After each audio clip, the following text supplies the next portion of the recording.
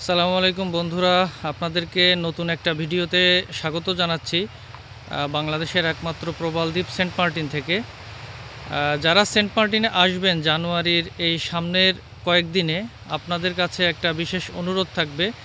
আপনারা সেন্ট মার্টিনের সৌন্দর্যকে উপভোগ করেন, তবে ছেড়া দ্বীপ যাওয়ার চেষ্টা না করাই ভালো। কারণ ছেড়া দ্বীপের কথা বলে ওনারা মূলত আপনাকে একটা বিচের কোনো একটা জায়গায় ওনারা রেখে বলবে এটাই, এখান থেকে হেঁটে যেতে হবে।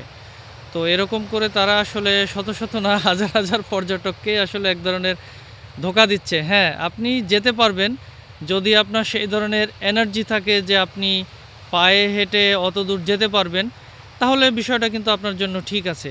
তবে নারী এবং শিশু বা বৃদ্ধ মানুষ, তাদেরকে নিয়ে আসলে এখানে এই 4-5 ঘন্টা হেঁটে যাওয়া এবং আসা বিষয়টা বেশ কষ্টসাধ্য। তো সবাই ভালো থাকবেন এবং প্রকৃতির সাথে থাকবেন সব সময়। ধন্যবাদ।